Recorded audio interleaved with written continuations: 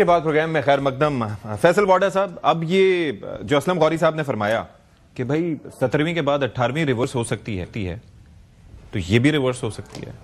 तो जहां बाकी काफी चीजों को प्रोटेक्शन मिल रही है, तो अगर तरमीम नहीं आती है तो वो तो मसला हो जाएगा फिर। देखिए सती साहब, गौरी साहब की ओपिनियन का एहतराम है और मेरा अपना ख्याल ये कि मौलाना साहब को, गवर्नमेंट को चाहिए कि मौलाना साहब से इवन नंबर्स रिक्वायर्ड नहीं थे और उन्होंने पार्टिसिपेट भी किया जमहूरी तरीके से, तो उनको फर्दर ऑन बोर्ड जाके लें। जो उनकी सवाल है उसके जवाब। आपकी मुलाकात तो हुई थी, उसमें क्या डिस्कशन? देखिए मेरा तो उनके साथ बड़ा एहतराम, प्यार का और इज्जत का रिश्ता है और वो मैं इंशाल्लाह निभाऊंगा और निभाता रहूंगा।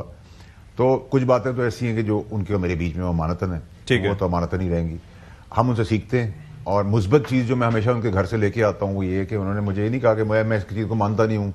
उन्होंने कहा मैं चीजें देख लूंगा, उसका मैं राय दूंगा, तो वो उनका राइट है मौलाना साहब का कि वो क्या फैसला करते हैं। लेकिन मौलाना साहब पाकिस्तान के साथ ही हमेशा खड़े हुए हैं, पाकिस्तान के लिए ही हमेशा खड़े हुए हैं, ठीक है। बट प्रॉब्लम मेरा जो है अजीजा वो ये नहीं है। देखिए मैं तो आज बड़ा डिसअपॉइंटेड, डिसहार्टेंड हुआ हूं कि इतना जर्फ भी नहीं है पीटीआई के अंदर कि वो इमरान खान की सिचुएशन पे, इमरान खान साहब की सिचुएशन पे कुछ सोच विचार कर लें। उसके लिए मजीद दलदल उसकी पीड़ पे ऐसे खंजर पे खंजर घोप रहे हैं और फिर हमें कहते हैं कि हम तो उस वक्त निकले, पार्टी से निकाले गए जिस टाइम आसमान पे थी पार्टी और इमरान खान साहब चांद पे बैठे हुए थे, ठीक है। और ये सारे बेनिफिशरी थे जो आज टिक टिक करते आते हैं, लेकिन इनको एक्सपोज करना बहुत जरूरी था ना।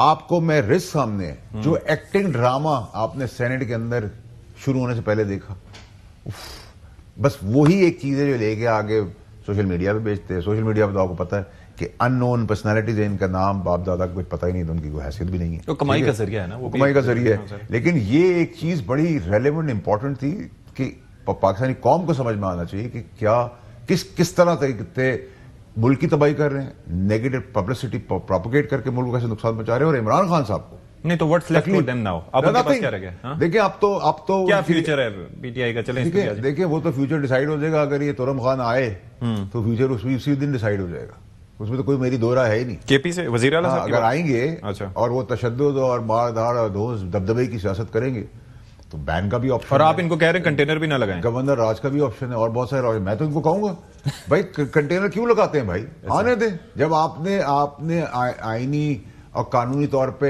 एड्रेस करना है तशद्दुद के इशू को, तो फिर ठीक है, खड़े हो, फिर आने दो, आओ।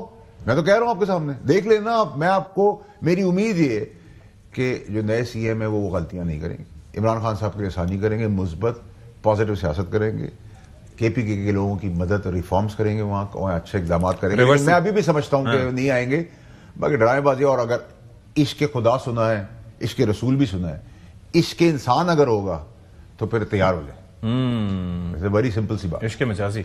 मुझे रिवर्सल के हवाले से बताएं, आपकी है कि कोई खदशात ऐसे हो सकते हैं आगे? देखिए क्योंकि तरमीम को तो कोई रोक नहीं सकता ना, तरमीम तो आगे लाई जा सकती है। कर रहे हैं प्रोबेबिलिटीज के ऊपर, तो दुनिया में कुछ भी हो सकता है। अगले लम्हे हमारे साथ क्या होगा हमें भी नहीं पता। तो प्रोबेबिलिटीज तो दुनिया में हर चीज की रहती है, but usually by and large ये नहीं हो सकता, क्योंकि इसका भी रिवर्सल का पार्लियामेंट के हाथ में है।